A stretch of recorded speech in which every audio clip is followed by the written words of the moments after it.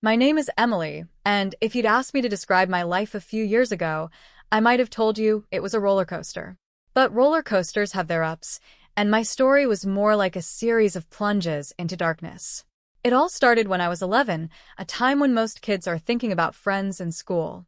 For me, it was the beginning of a long, painful journey.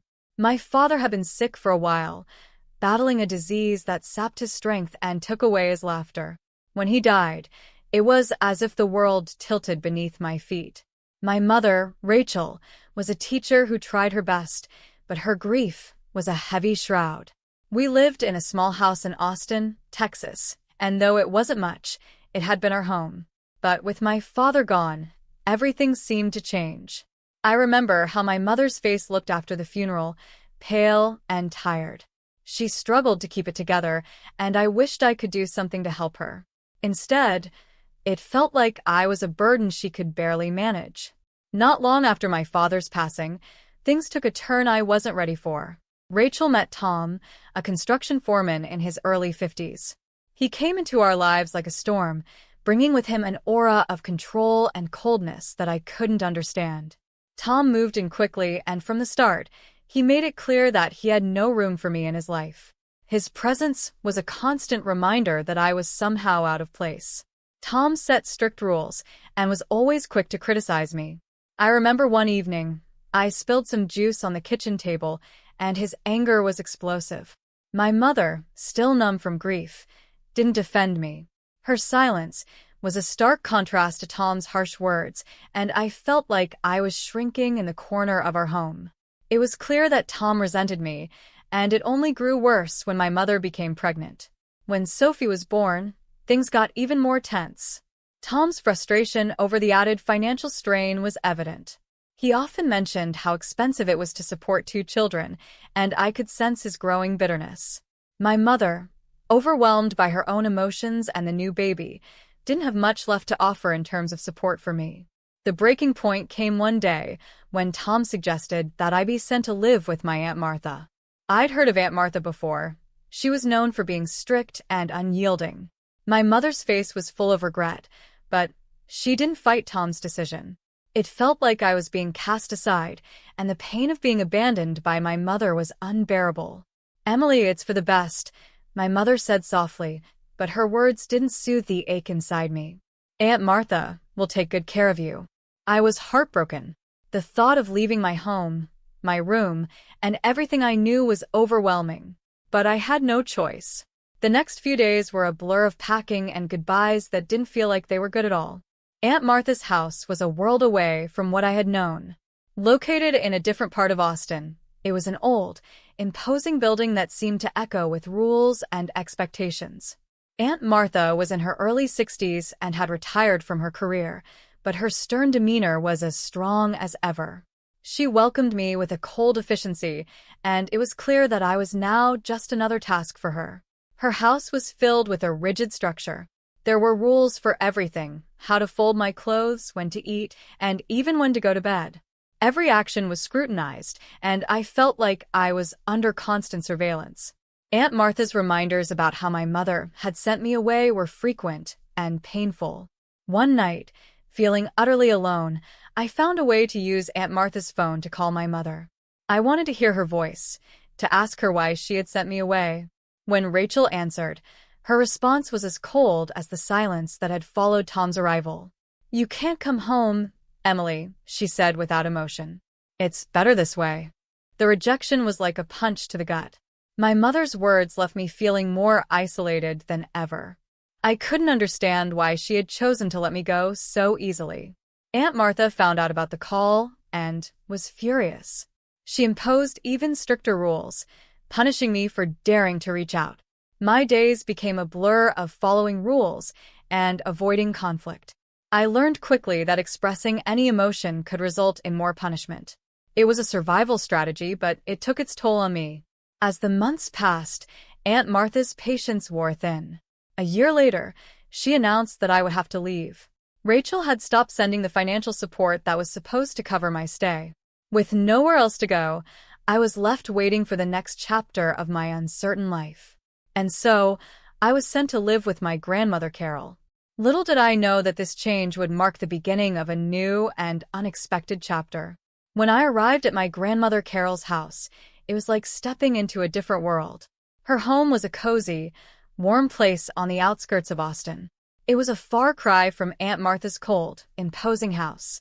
Carol was in her mid-70s, a retired nurse with a gentle but firm demeanor. Despite her age, she moved with a grace that made her home feel inviting. Grandma Carol welcomed me with open arms. I could see the kindness in her eyes and feel the warmth in her hug. It was the first real comfort I'd felt in a long time. Carol had a way of making everything seem better, even though she was strict in her own way. There were rules, of course, but they felt less like punishment and more like a way to bring order to our lives. "You'll have your own room," she said, showing me around. "I want you to feel at home here." For the first time in what felt like forever, I felt a flicker of hope.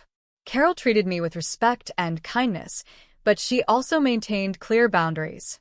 I had my own space, and I was given responsibilities that made me feel like a valued member of the household.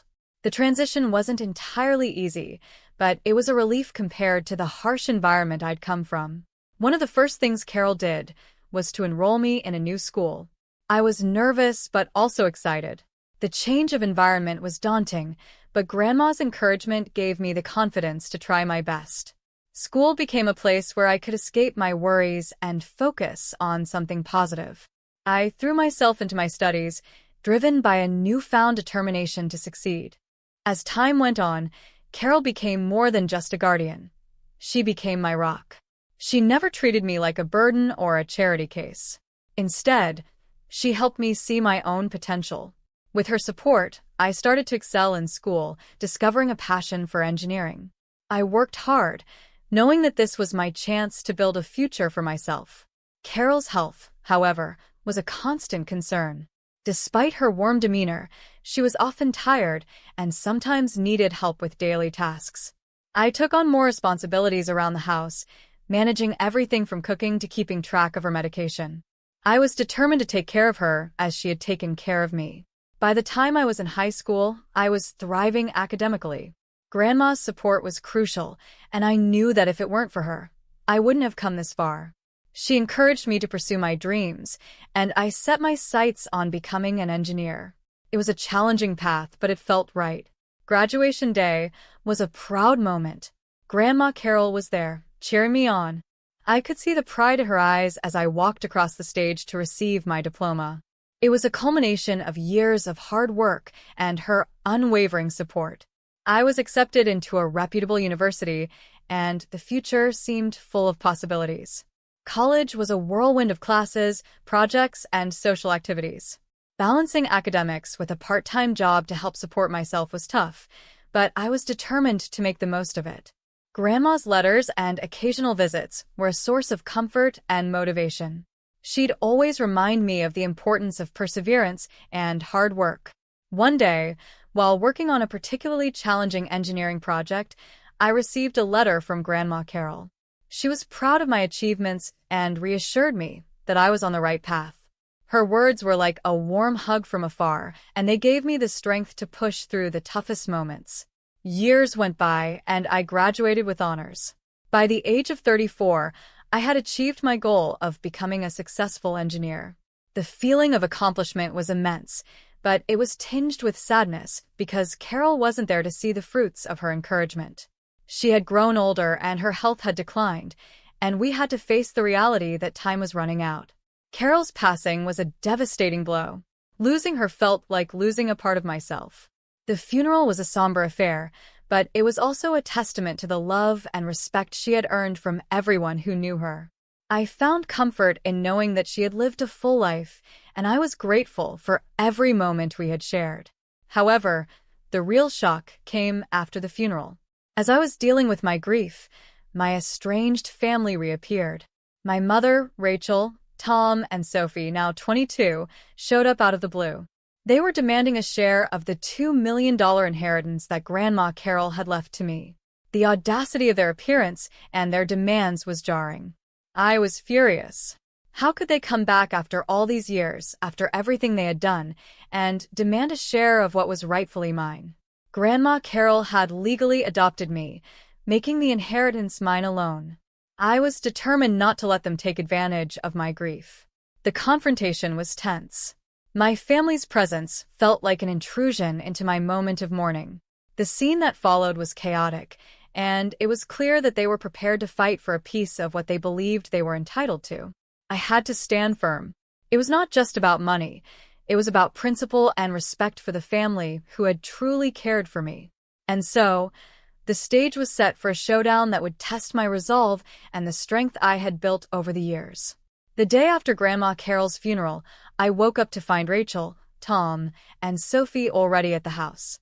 They had arrived early and were in the process of unpacking their belongings into the rooms Carol had left behind. It was as if they had simply taken over, treating the house as if it were theirs by right.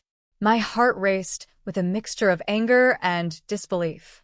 "Emily, we need to talk," Rachel said, her tone flat and demanding. Her eyes, which had once been warm and loving, now looked cold and calculating. Tom stood behind her, his presence looming and intimidating, while Sophie, now a young woman, looked uncomfortable but resolute. "I don't think there's anything to talk about," I replied, trying to keep my voice steady. "This house and the inheritance belong to me. Grandma Carol made sure of that. You have no right to any of it." Rachel's face hardened. "We're family, Emily. We have a right to share in what Carol left behind. She was my mother, too." Tom added, "We've fallen on hard times. We need this. It's only fair that we get something from what's rightfully ours." I could feel the anger bubbling up inside me. How dare they show up after all these years and claim what was mine? "You can't just waltz in here and expect to take what doesn't belong to you," I said firmly. "Carol legally adopted me, and everything she left is mine." Rachel's eyes flashed with anger. "I can't believe you're being so selfish. We're your family. We deserve a share of that money." It was clear that Rachel wasn't going to back down easily, and neither was Tom. Sophie seemed to be caught in the middle, her uncertainty reflecting the tension in the room. I knew I had to stand my ground, but the confrontation was emotionally draining. I decided to call a lawyer to get legal advice on how to handle the situation. Carol had meticulously planned everything, and I needed to make sure I was following her wishes and protecting my rights. The lawyer's office was a sanctuary of calm amid the chaos. He reviewed Carol's will and confirmed that everything was in order. The inheritance was legally mine, and my family had no claim to it. With this reassurance, I returned home with renewed determination. Rachel, Tom, and Sophie were still there, trying to make themselves at home. I faced them, holding the lawyer's letter in my hand. "I've spoken to a lawyer," I said. "Everything is in order. Carol's will is clear. The inheritance is mine alone." Rachel's face turned a deep shade of red. "You can't do this to us, Emily. We're desperate. Don't you have any compassion?" "I do have compassion," I said, trying to keep my voice calm despite the anger boiling inside me. "But compassion doesn't mean giving away what isn't mine to give. Grandma Carol wanted me to have this. You had your chance to be part of my life, but you chose not to be there." The tension in the room was palpable. Tom's face was set in a scowl, and Rachel's eyes were filled with frustration. Sophie looked like she wanted to say something but seemed too intimidated to speak up. Things escalated quickly. Tom and Rachel began making threats, insisting that they would take what they felt they deserved. Their presence was becoming unbearable. It was clear that they weren't going to leave quietly, and I couldn't allow them to continue treating my home as their own. I knew I had to take action. I called the police to report the intrusion and asked them to remove Rachel, Tom, and Sophie from the property. When the officers arrived, I explained the situation, showing them the lawyer's letter and the eviction notice. The officers were sympathetic and agreed that the situation needed to be resolved. The confrontation with the police was tense but necessary. Rachel and Tom argued and protested, but the officers were firm. "You need to leave," one of them said. "You're trespassing." Rachel's face was a mix of anger and disbelief as she gathered her things. "You haven't heard the last of this, Emily," she spat out. "We'll be back." Sophie, who had been quiet throughout, gave me a sad look before leaving with her parents. It was clear that she was caught in the middle of this family drama, but her departure didn't lessen the weight of the situation for me. With my family gone, I was left alone to process everything. The house felt emptier than ever, and the grief of losing Carol was compounded by the stress of dealing with my family's demands. I knew I had to focus on honoring Carol's memory and moving forward, but it was challenging with the emotional turmoil I was experiencing. The ordeal had taken a toll on me, but it also solidified my resolve. I was determined not to let my toxic family undermine the stability and happiness I had found with Grandma Carol. It was time to rebuild and find a way to live my life on my own terms, despite the obstacles that had been thrown my way. The days following the eviction were a whirlwind of emotions. My home, which had been a battleground just days before, now felt like a quiet sanctuary where I could finally breathe. Carol's absence was a void that was difficult to fill, but her legacy was clear. She had provided me with a life of stability and love that I intended to honor. The aftermath of the confrontation with my family left me with a lot to process. The stress of the situation, combined with the grief of losing Grandma Carol, was overwhelming. I spent a lot of time reflecting on everything that had happened, trying to make sense of it all. I found solace in the routine that Carol had established and in the memories of the times we had shared. One of the most important things Carol had left me was the freedom to make my own choices and to live a life that reflected who I had become. The $2 million inheritance was not just money, it was a testament to the love and care Carol had for me. It symbolized the new beginning I had fought so hard to achieve. I decided to use part of the inheritance to create a scholarship fund in Carol's name. The fund was dedicated to helping underprivileged students achieve their dreams, just as Carol had helped me achieve mine. It was a way to give back and ensure that her legacy would continue to impact others positively. Setting up the scholarship fund was a deeply fulfilling experience. It was a way to transform the pain of loss into something meaningful and to carry forward Carol's spirit of generosity and support. As time went on, I focused on rebuilding my life and embracing the future. I continued to work as an engineer, a career I had worked so hard to establish. My professional success was a testament to Carol's support and my own resilience. I also made sure to nurture the friendships and relationships that had become important to me, building a support network that was genuine and caring. Though the pain of my family's actions was still there, it became less overwhelming as I worked through it. I realized that their intrusion had been a test of my strength and boundaries, and I had emerged from it with a renewed sense of self. The confrontation had taught me to stand firm in my convictions and to protect the life I had built for myself. Eventually, I found peace in knowing that I had done everything I could to honor Carol's memory and to ensure that her legacy was preserved. I kept her memory alive through the scholarship fund, and I often visited her grave, where I talked to her about my life and the progress I was making. It was my way of staying connected to her, of sharing my triumphs and struggles. As I moved forward, I also focused on new goals and dreams. I began exploring interests that had been put on hold, such as traveling and pursuing hobbies that I had always wanted to try. Each new experience was a tribute to the life Carol had given me and a way of celebrating the strength I had found within myself. Looking back on my journey, I saw it as a testament to resilience and the power of finding one's own path. My story was one of overcoming adversity and learning to thrive despite the challenges. It was about finding belonging and creating a life filled with purpose and meaning. In the end, my journey was not just about dealing with the fallout of my family's actions, but also about embracing the future and living a life that honored the values and love that Carol had instilled in me. I had faced abandonment and hardship, but I had emerged stronger and more determined to live a life that was true to myself. As I look ahead, I feel a sense of peace and hope. I know that no matter what challenges come my way, I have the strength and resilience to face them. My story is a reminder that even in the face of adversity, it is possible to find belonging, build a meaningful life, and honor the legacy of those who have made a difference.